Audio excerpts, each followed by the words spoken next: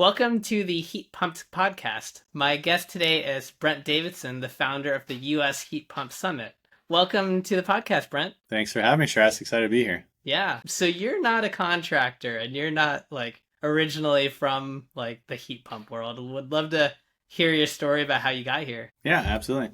Yeah, you identified me correctly. Maybe it's because of how I dress. I find everyone very much in this industry dresses very much to their role typically, so it's kind of fun to see. So I'm coming from the solar world. That's the punchline basically. And in the solar world, I was doing a lot of software. So I've done everything from working on big projects that are involved in utility scale financing, which involves really complicated project finance, down to some apps that are very similar to like our Ampli and Conduit kind of things, apps that are used in the field, often on iPads. And it was through that in the field experience, both with solar and HVAC contractors, that I found there's a lot of good apps out there, and I didn't think they really needed another. And the gap that I sort of saw was really a conversation that was being forcefully driven more around the business success combined with the technical success of working with heat pumps, across air and water. So that was like the simplest punchline. You can grill me with more questions here. Yeah, and so I guess why is it the U.S. Heat Pump Summit, not the U.S. HVAC Summit?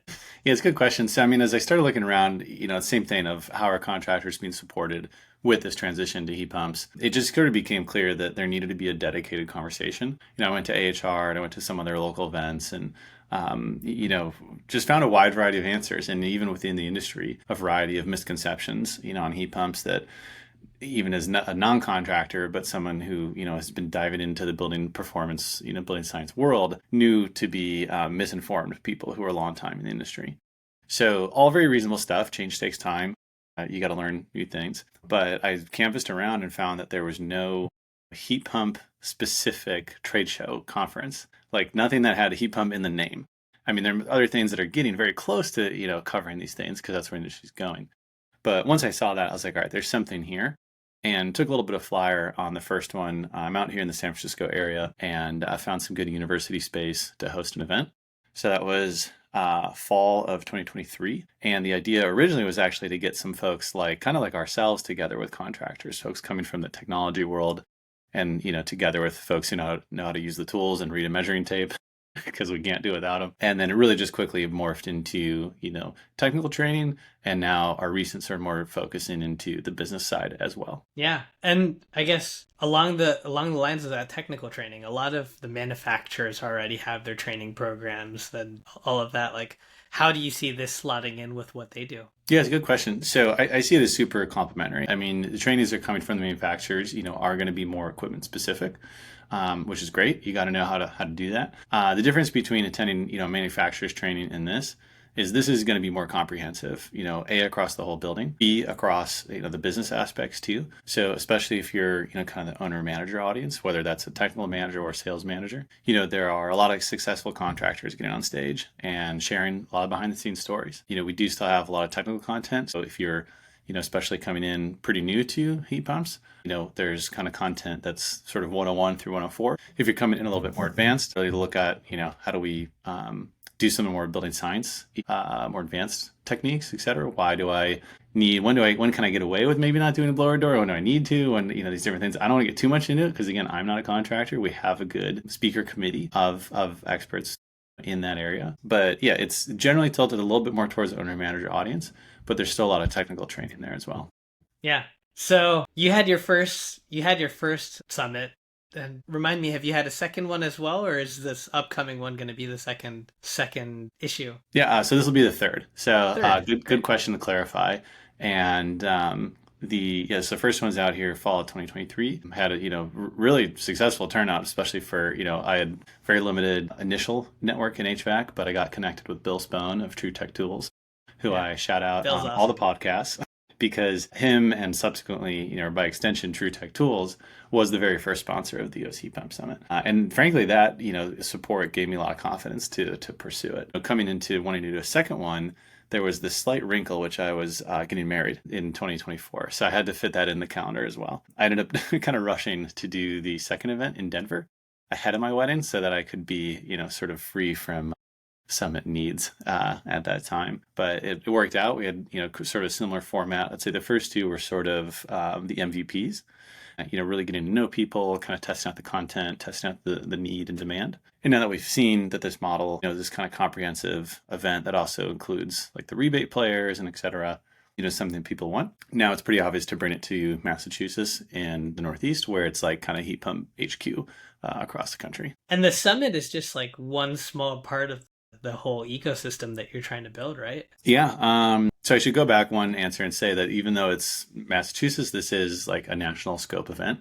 It does tend a little bit more towards, the cooling, heating and cooling markets. If you're coming straight from Florida, Brian Orr's HVAC Symposium just down the road, is going to be a really good focus there. We obviously have, a bit more cold climate stuff happening in the cold climate area. Yeah, so to your question around some more things, the bigger picture here, we're currently calling the U.S. Heat Pump Summit. There's a bigger story around electrification in the home. And that story really revolves around where do you get your energy from, and then how do you use it? So 2 super broad questions. 1, is your energy gas or electric? And then 2, are you putting it into gas or electric appliances? Getting deeper, basically what I'm getting at is like, do you have solar and do you have a heat pump? And so when you look at how this plays out technically, like forget what I'm up to for a second. Put yourself in that contractor's shoes. If I'm selling a heat pump and I'm coming up to a house that has solar, if I'm not really understanding how much extra capacity that solar may or may not have, and especially if they don't have extra capacity, what sort of energy rate that is in landing in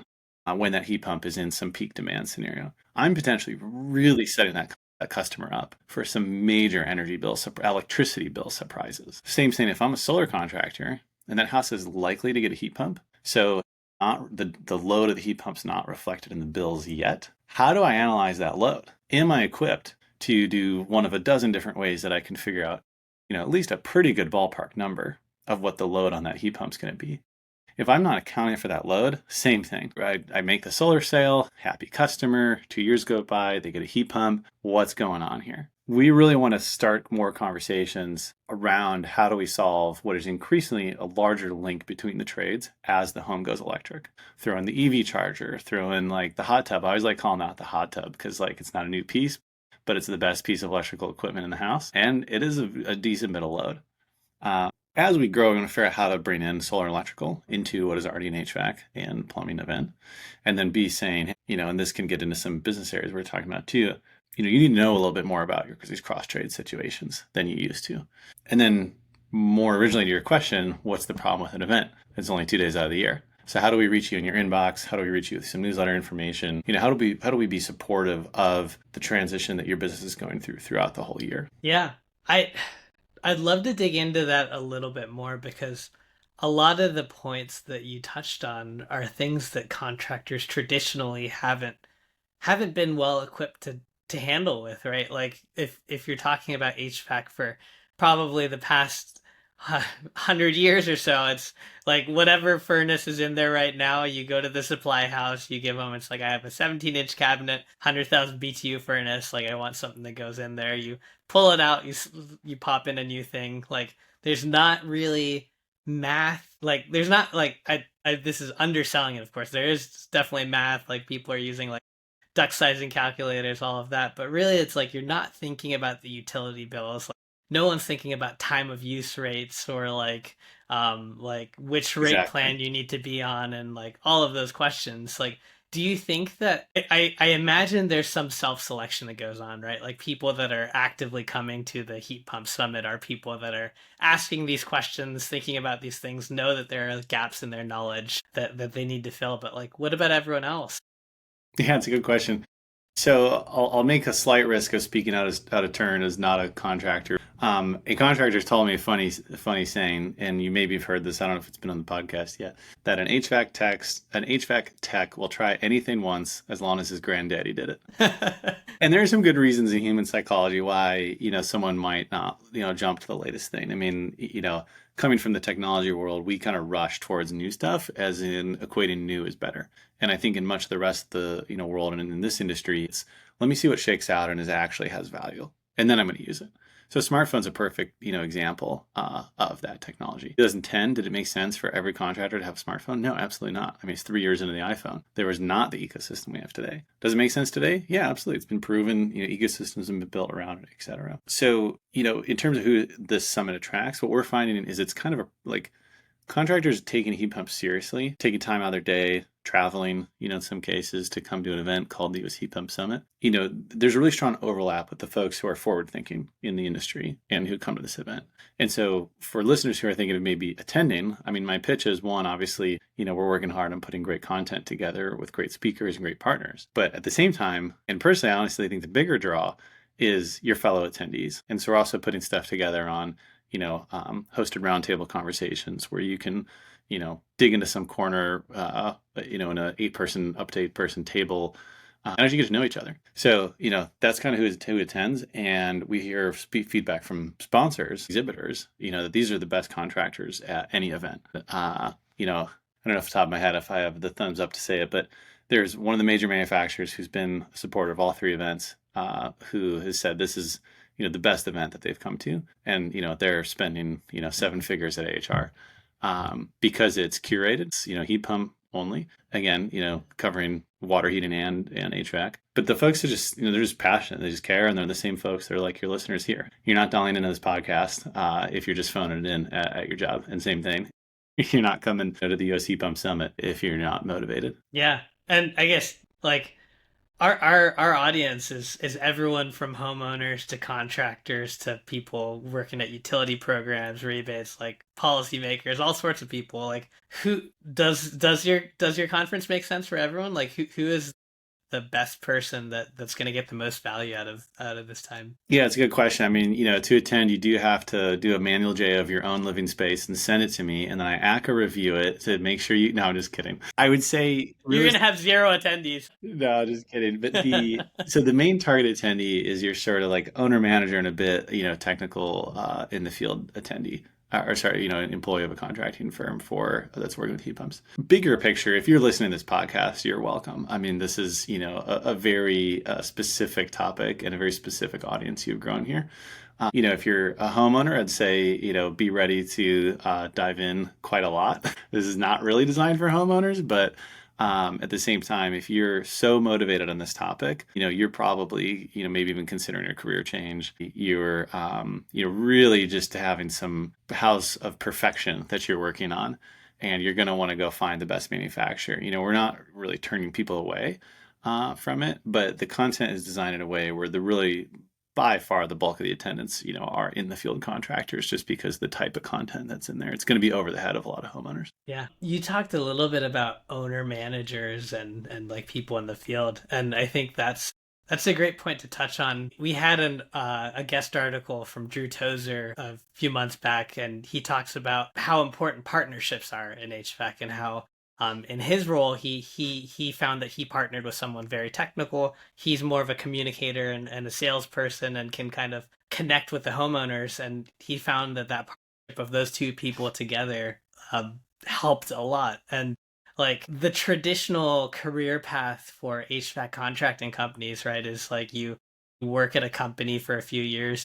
You become the very best technician at the company, and then you go off and you start your own. Like how I think there's like, and then there's the other side of it, like our most recent podcast episode with the private equity side of things. You have these companies that have 0 HVAC background, but like the financial engine, they're more of like the spreadsheet wizards, and they're coming in to run the companies. Like what do most like companies that attend your programs look like? Like what have you found, I guess, from your role as a connector? Like what do all these different organizations look like? Where are the gaps in each of them? Yeah, it's a good question. There's a lot of angles there. I would say I'd start answering it by, every role in a company is a skill set. And I think in leadership and management roles, people underestimate, especially when looking in from the outside, how much of a skill set being a CEO is. Whether it's a small company or a big company, whether they call themselves a CEO or owner, there's a very specific skill set that goes into that. Just like there's a very specific skill set that goes into, knowing how to do all of the pump installation in the field, the sales, etc. And so I think one thing that people underappreciate as they rise through the ranks, and then especially as they step out, and create their own company, is, how much of that owner, CEO, leader skill set needs to be learned. And when you look at it from that perspective, I think that we see not really enough high quality resources across the industry for transitioning people into that owner sort of role. And when it comes down to it, like, The skill set of private equity is really the skill set of that CEO. And, they're very good at it. It's firm by firm basis, obviously. But when it comes down to it, they just being the broad PE industry, we're speaking kind of generally here, they have spent enormous amounts of time and energy and money to hire top talent in running businesses. So whether or not you look at it as that's your competition or that's your, path to the golden goose and a retirement with a lake house, or as a absolute threat to the existence of the industry, I think it's important to recognize that they have honed the skill set of running businesses. And you can agree or disagree with how they do it. I'm not trying to take a stance there, but that to compete, to sell to, or to push back against, you need to level up your skill set as a leader in your organization. That's true for all leaders in these organizations. I think it's increasingly true as you go up closer to that CEO owner role. And what we're trying to do with the summit and, additional newsletter efforts is really lean into that business content. And so some of it is just as simple as, how do we put a successful contractor on stage? Because, everyone likes to learn from someone who's more similar to them. So, I don't want to, I'm not going on stage at this thing. Let's get one thing clear. I'll tell everyone, thank you for coming. We worked really hard on it. But then I'm going to get out of the way and let the people actually know what they're talking about, get on stage. So, there's successful contractors who will be speaking at this event and kind of sharing behind the scenes. So some of it is like pretty simple of, hey, I've been here, I've done that. Organizations that sort of specialize, in helping companies, whether it's not so much as consultants, just folks that are active in the space. Like I was just talking with SkillCat, very well regarded group. They're very good at helping you, train better, retain, et cetera. And, some of those big levers, including retention and understanding how to lower your cost of customer acquisition, those are really some of the biggest things that private equity groups are going to be looking at, as they're evaluating your company. And it's some of the biggest drivers of bottom line profit that are going to be allowing you to have money to compete against them. So it's kind of a big topic. And what we're trying to do is have an approach where, small and big and P are welcome at this event and that there's content that is having this discussion. So Brian Alexson of CEO of HomeX Services Group, is going to be speaking. And, we're figuring out ways that we can sort of have, opposing viewpoints there. So, we're very much coming at this from that media perspective. And part of that is what we, sort of traditionally would call the editorial control of trying to make sure the viewpoints are respected. So in one way, maybe I answered your question, but there's a lot of angles to come at from this topic, both from the industry and for the US Heat Pump Summit. Yeah. I guess in 2025 to like run a successful heat pump company, do you think the fundamentals are different than I don't know what it was like to run a successful HVAC company in 2000 or 1980? That's a good question. Again, I put the slight asterisk on of that I've not operated, one of these companies in the field, but at the same time, I'm coming somewhat informed. I've been in the home energy space for a while, trying to help contractors. I don't know if this outs myself, but I do have a finance degree. So I know a bit about, breaking down these companies and opportunities. And I think from the data I see that's, been relevant to dig into on this topic for this summit, the amount of money that P is bringing in the space is significant. And so I don't think it's a secret by any means that, there's been a boost in valuations of companies when it's a PE acquirer. That being said, the companies that are then bought have even higher expectations to deliver because you're already starting from an inflated multiple. And I should also asterisk inflated. I'm not a buyer in these spaces. I can't really comment on where we think we are, in that cycle. But I think it's hard to make an argument that valuations are low. So if you're coming in an environment where there's not a lot of low valuations, then you're really under extra pressure to perform. And if a PE firm has the balance sheet to fund aggressive growth strategies, they will. Because then there's going to be another buyer, and as long as the economy in that cycle doesn't retract like crazy, they'll probably find another buyer, if the stats look good. So if you are competing against one of these firms who's in that point in their cycle and capitalized in a way that they can actually be aggressive in Facebook ads and Google ads and et cetera, compensating the other top salespeople, et cetera, it is going to be a hard thing to compete against. If you were running it today, some of those things are tried and true. And I think across industries, sometimes you see this in sort of pushing back on a large outside force of, showing up at local events. people value local businesses. It can be hard to turn that into the bottom line. Don't get me wrong.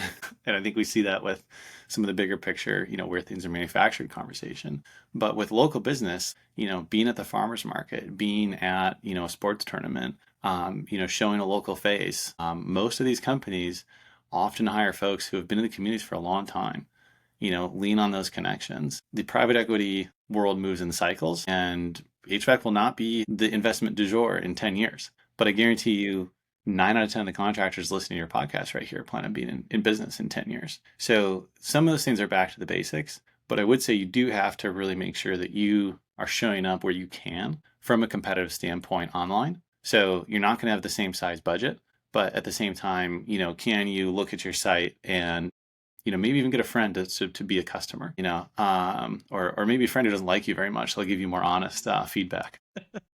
Be a customer. Try to use your website. Call into your customer line. If you're a very small company, you're going to have to get someone else to do it because they'll know your voice. But really just be saying, am I putting my best foot forwards? And are we generally providing a level of service of speed of callback, speed of the quote, some of these things that the private equity groups are going to be very good at doing. You still stand a chance. There's so many good tools nowadays. Some of them cost an arm and a leg, some of them don't.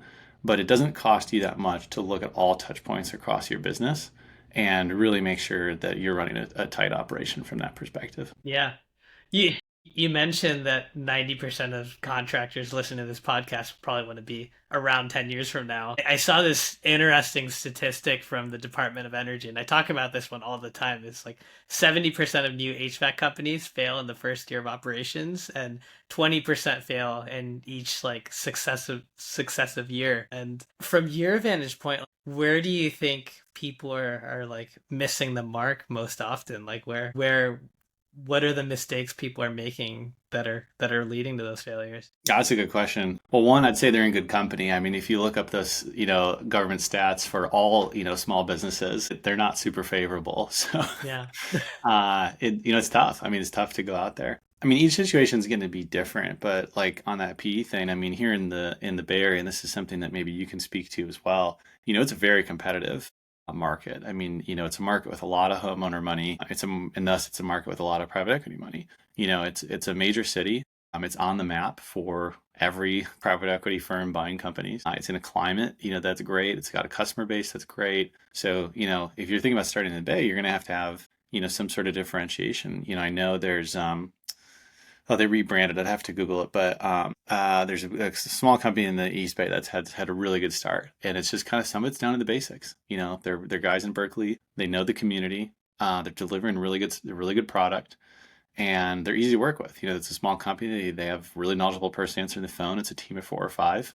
All of them know their stuff, and they're able to get a good foundation down. So then boom, they've got something going for them with online reviews, word of mouth, etc. But more top level, I think some of the stuff, especially in the small business world, is kind of like evergreen advice. I actually began my career at QuickBooks, and so we would be doing small business interviews. I was in a role to be very customer facing, and I think overall people will pick one skill set that they're best at and think that can carry the business. And we're all guilty of it. Everyone's a hammer in their own way. Yep. But I think in the skilled trades, we see someone who's, that top salesperson in particular, also the top tech. And then each in their own way, they think they've got it. And there's a unique blend of like American confidence that I like to see in those people. But you do need to then check yourself at the door the day you quit of, what is lacking. And for the profile of the person who's really succeeded on up through one skill set, often they were not rewarded in their existing organization for asking where they're really lacking in skill sets outside of theirs, functional roles like way outside of theirs. So I think if you have one of those skill sets, especially on the sales side, like you're in really good shape to start off. But you need to be then saying, okay, where can I go for resources for understanding not just basic accounting, but how to capitalize a business, how to actually put it on financial footing where it's going to, be sustainable. How do you learn how to run it from metrics? These are things that we do get into a lot at the summit content with contractors. You can speak to this far better than I can of, what's, I'm not going to throw out a specific example, but in general, are you getting enough calls at a cost you can afford that are converting at a rate that's competitive So you can service and close, or those calls turned into visits that you can close, at a successful rate. Like if you don't have a good understanding of how that metrics roll down for the entire company and understand the difference between margin and profit, and guess what? There's like 5 different types of profit from an accounting standpoint. So it gets even more complicated. You need to know these things if you're going to have a business.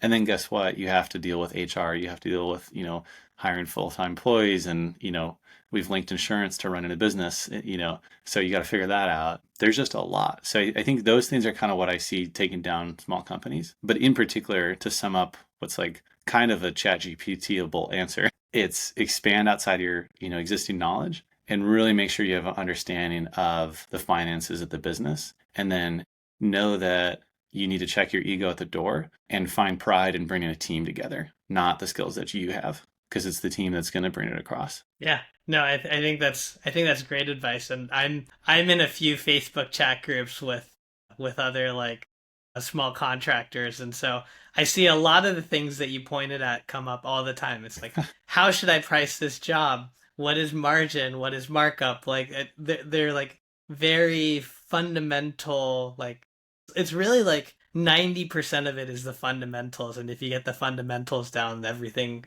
flows from it. But it's like making your customers happy, understanding your margins, making sure you know that after you account for your overhead and everything else, Mm-hmm. that you have enough money left in the business to keep it going. I think that's very important and very easy if you are, especially if you're someone who prides themselves on their work and you mean well, and you just think like, if I do good work and I do like quality like technical work, like everything will fall from that. Mm-hmm. That's true to an extent, but you still need to get the other half of it right. Well, I mean, it's a ripe area for business. And again, there's some market depending, approaches Yeah. here. But I think when you look across just like any small business segment, small and, even medium size, it's rare to have so much demand for this service that's still relatively unmet. And so I would just remind folks and we keep saying, HVAC largely, we're talking about the heat pump podcast. So it's our plumbing and water heating friends as well here, of course. Anyone who's in this residential skilled trades segment. Just like it's a good reminder, or I'm here to give you a good reminder that there's a lot of demand for you to tap into. And it's not normal for companies to be able to spin up and be so inexperienced with marketing, so inexperienced with accounting, so inexperienced with some of these, higher level business things we're talking about and still make it. And so, there's a lot of opportunity. And if you're one of those contractors who's in the, I'm making it, but I'm drowning, you're just a pivot or two away from, adding these skill sets and really taking down your workload and then being in a position to look at how do you scale. We talked about solar on this podcast. For folks who are unfamiliar with the solar industry, there's a saying that it's the solar coaster because it has a lot of ups and downs. And, what I would say is that solar is pretty market dependent based upon how your local utilities treating solar, your solar resource, although most of the country's actually pretty good for solar at the cost it is now. But that industry is like, I mean, it's a push sale. No one calls at 3 a.m. on a cold winter night and says, please immediately bring me some solar panels. That is not a thing that happens. And so those organizations have grown in a much more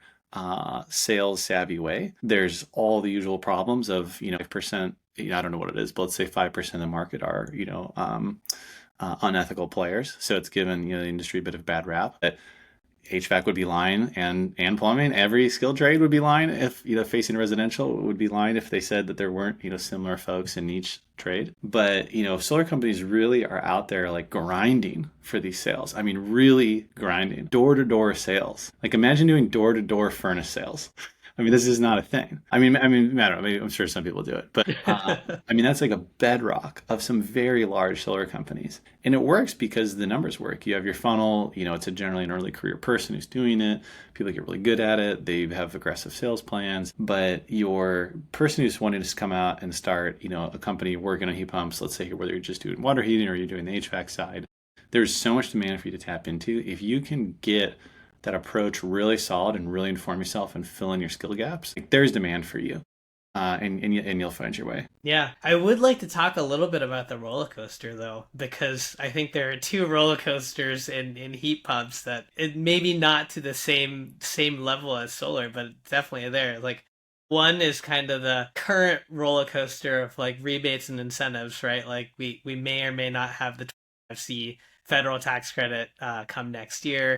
There's all sorts of regional state IRA rebates, all sorts of different rebates that like have helped make the story for heat pumps more palatable. Those might be going away. Like what's your thought around those?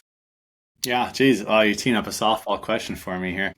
A lot of it's honestly market dependent. There's a lot of headlines about the federal, rebates. In the Northeast, I mean, the Mass Save, Energize CT programs, like these are not coming from federal sources. So depending on your market, your federal rebate might actually be a pretty small percentage of that overall rebate profile.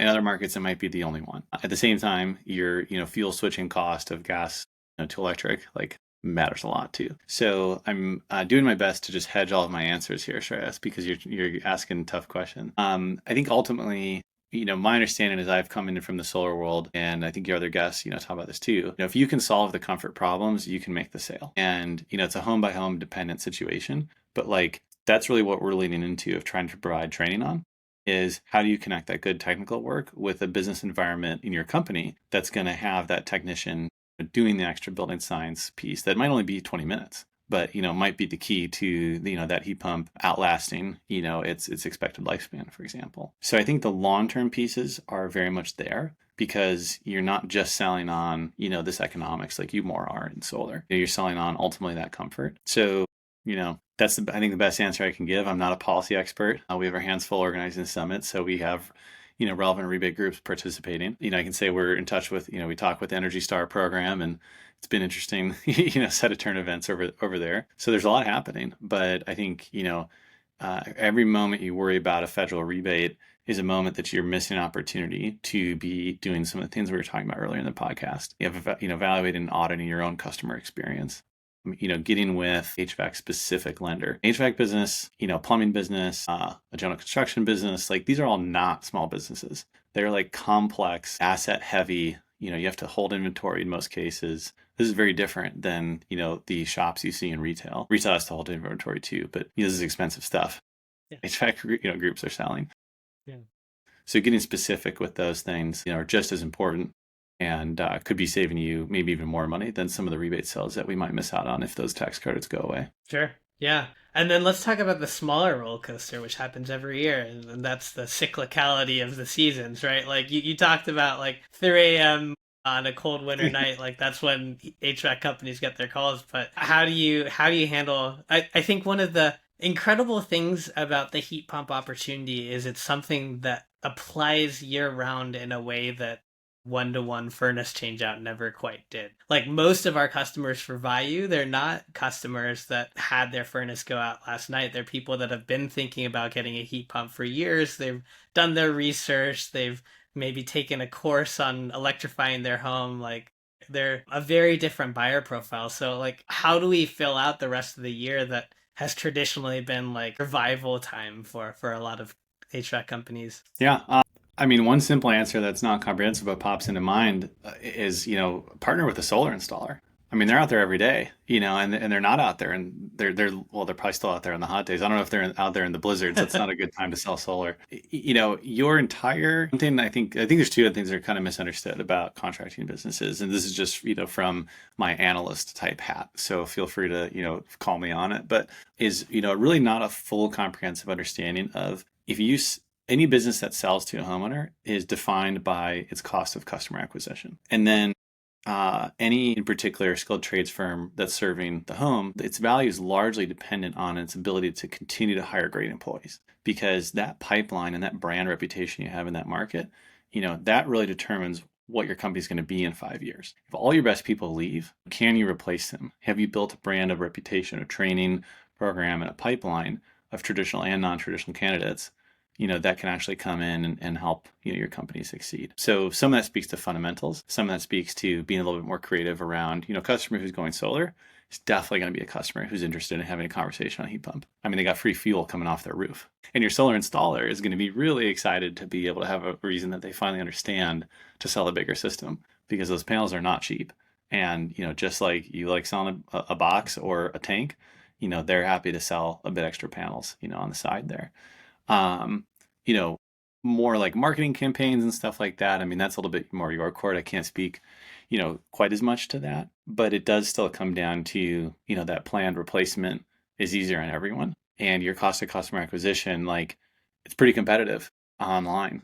These are marketplaces. There are bidding wars like for that attention. So if you can tap into that savvier homeowner in some way through creative marketing, whether that's a performance marketing, which is a fancy word for paid marketing, or same thing, maybe I don't know, what's the spring and fall sports schedule for your school. Like, I grew up in Wisconsin. Like, middle of winter, there's a lot less fluffier sports going on than spring and fall. Can you go to the meets? Can you just have that presence and say, hey, whatever your promotional deal is for spring and fall work, like, would you rather just do this now? Let's knock it out. Yeah. But yeah, what's your take on that seasonality? Yeah, I mean, I think like there's rarely a bad time to install a heat pump, and the off season is, frankly, from a installation standpoint, much more pleasant, right? Like your attic is less hot, like you're not sweating as hard, like so I would much rather install a heat pump in February than July. So yeah, I think a lot of what you said is valid. It's just like connecting with homeowners when they're not thinking about the invisible thing, and you have to message around things that can bring it top of mind. I think like what you talked about earlier around comfort too. It's like their comfort, air quality, like wildfires, like there's a lot of other things to talk about. You looked like you had a thought. Yeah, well, I mean, going back to that cost of customer acquisition, like, one thing that the heat pump really benefits is your ability to, like, streamline inventory. If you're selling one piece of hardware that does two things in the home, you can sell the value of those two things. So if you're in a market that's got, heating and cooling, I mean, I don't know the answer to the question, but what percentage of homes that you visit that have a proper heating load and a proper cooling load are 100% comfortable for both of those? Like, it can't be much. Yeah. Because, maybe there are two different installers, maybe there's, issues with the ductwork that you're struggling to overcome, any number of issues you can face there. So, you are having the opportunity to sell the same piece of equipment in the summer, the same piece of equipment in the winter. That's the same piece of training. It's the same piece. Well, it's a very similar piece of marketing, heating and cooling, a little bit different intent searches, and might be more or less competitive depending on your exact, how hot or how cold it gets in your market. Yeah. But, the training is like a big part of it. I mean, your furnace training, your air conditioner training is like pretty different. Yeah. Your heat pump training is pretty different. Totally. Like, you're just better off picking the heat pump. So, if you are fully integrated on, one or maybe two, in a limited set of models, and you're willing to say no to customers, that can be a really great way to actually help your cost of customer acquisition, because you're not, rolling a truck out to a house that you're unlikely to get. If you become that expert in, hey, you do, thinking about Kit and Hannon in the Boston area with Laminar Collective, what do they call it, like triple stack or something? Mm-hmm. Yeah. It's a very New England housing type. I mean, if you can be the best at that housing type, you're in much better shape to be closing, spring and fall sales. So there's a lot of different angles to come at it, but if you have a partner with, in particular, solar installer, if you're thinking about how do you streamline behind a piece of equipment that allows you to do the lowest possible amount of training, so like one piece of equipment that's going to be a good unit year round, it centralizes a lot of this stuff. Yeah. No, totally. So what should I mark on my calendar for the heat pump summit? Yeah, we should have done this at the top of the recording. So November 18th and 19th in Worcester, Mass. And I'm working on my pronunciation because it's spelled Worcester, for those of you who want to Google it. The website is usheatpumpsummit.com. If you go to heatpumpsummit.com, you will land across the pond in the UK. But if you're just searching for it, Google knows where you are and will route you correctly. Amazing. And what should people expect at the summit? Yeah, so it's 2 full days. So it's full trade show and full conference. We've got all of our current sponsors listed up on the site there. Off the top of my head, major manufacturers: Mitsubishi, Daikin, Bosch, LG, some distributors in the Northeast, Bell Simons companies, True Tech Tools, obviously, gotta get the shout out, Amply, whole string. Unfortunately, I'm not going to remember all of them from memory, so at risk of annoying someone, I'll stop there, but check out the website. And, it's really two tracks of content. One on this business side I'm talking about, so hearing from successful contractors and folks who help them become successful contractors. And then on the technical side, you'll see a lot of familiar faces in the training world, up on the website. Jennifer, HVAC Chicks Jennifer, Chris Morin, Alex Meany. On the business side, like Chad Simpson, Peter Trost from Energy Circle Marketing. There's so many energy type names in this industry. Ty Brannaman, another one coming with a variety of associations. And so, yeah, I mean, there's really awesome folks, involved in this. And the welcome from the community has been amazing. For me coming in, pushing this effort. And I think it's really struck, a need to just have this more dedicated conversation. So if you're thinking about selling heat pumps, if you're selling heat pumps, these are your people. And it's not like going to AHR and just kind of wandering around trying to find people who are going to be on this mission. Love it. Awesome. Well, thanks for coming on, Brent, and sharing your story and letting people know where you can find more info. I'll drop a link in so you can find more information about the summit as well. And if this is your first time listening to the Heat Pump Podcast, you should check out some of our other episodes. We also have our newsletter at heatpumped.org. So subscribe on there and follow along, and hope to see you next time. Thanks.